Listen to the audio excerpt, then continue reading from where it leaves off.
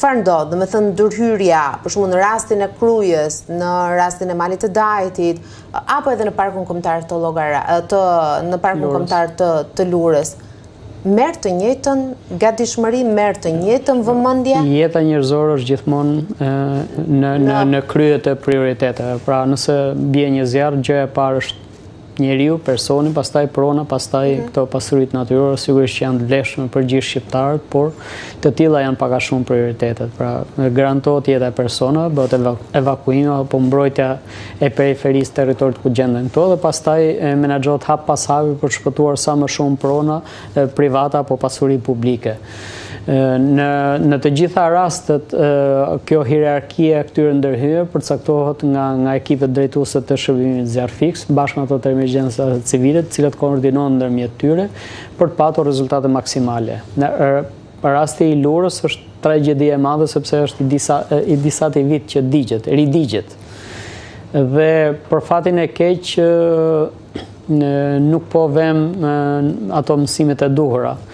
Në base do t'ishte mirë që shërbimi zjarr fiks, si certifikon të masat kundër zjarreve në banesa, në biznese, në bar, restorante e tjerë, duhet që të certifikon të njëjtën gjë, ndoshta base nuk e ka detyrim ligjor, por them që është e nevojshme. Pra, të certifikoj një bashki të caktuar që menaxhon pyjet, se cilat janë masat parandaluese, menaxhuese, planet e ndërhyrjeve, prioritetet e tjerë për çdo bashki.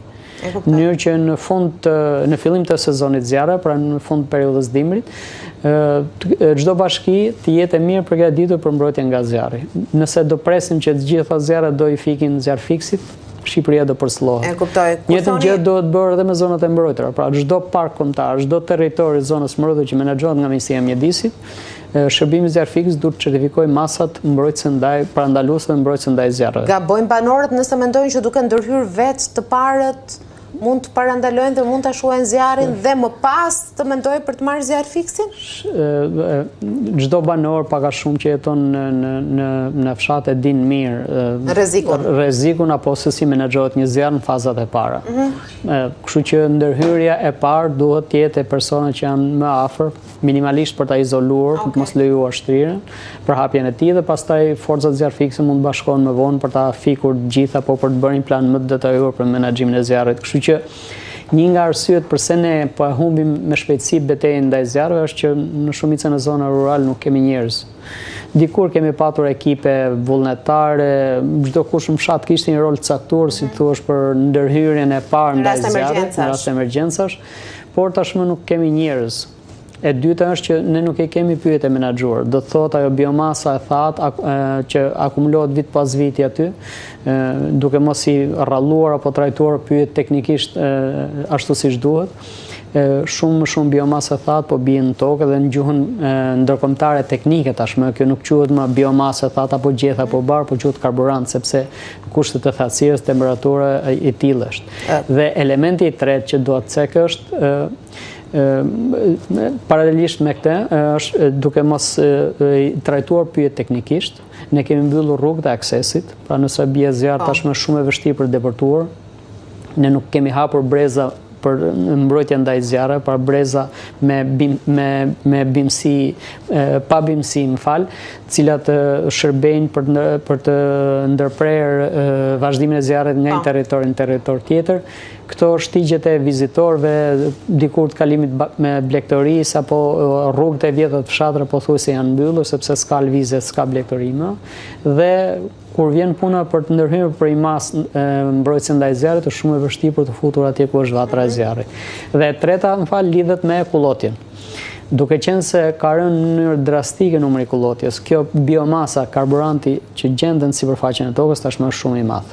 Po rritet vit pas viti dhe duke mos e menaxhuar atë në rastin shfaqjet zjarri e bën shumë agresiv zjarrin, shumë të paparashikueshëm dhe shumë të fuqishëm, shkatërrues në shumicën e rasteve. Të prezantova edhe si inxhinier dhe ekspert njoh shumë të mirë të pyjeve. Çfarë i kemi shkaktuar Mjedisit, Krujës, Lurës, Dajtit? Të gjitha ato zona që dikur i përdornim edhe për përfundjava relaksuese, piknik, ekskursione. Destinacionet preferuara, po. për fatin e keq ka vite që ne digjemi, si të thuash, pra lura dikur krenaria shqiptarëve për hijeshinë e saj të pakrahasueshme, tashmë është më shumë se sa një zonë mbrojtësh i ngjan një varreze masive të natyrës. Dajti po ashtu i djegur para 15 vitesh, pothuajse u rikthy zjarri, tashmë ato sipërfaqet boshe që duken nga qyteti i Tiranës do duken akoma më shumë.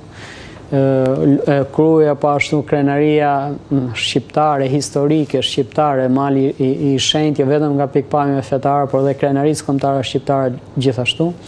Ajo që do vjet re menjëherë pas tyre, të paktën në Dajtë dhe në Krujë veçanërisht, është fakti që një nga shërbimet që pyet ofrojnë në ekosistem është kjo stabilizimi i shpatëve të malit, dhe zjarret tilla shkaktojnë destabilizime, rënje gurësh, rrëshqitje gurësh, dhe kjo do t'i bëjë këto territore pak a shumë të paqëndrueshme nga pikpamja dhe të rrezikshme për banorët, për komunitetet, për vizitorët, për kalimtarët, duke nga hotspot, si të thuash, të mira mjedisore, destinacionet mira mjedisore do t'i kthejnë në hotspote të rrezikshme për jetën dhe komunitetet.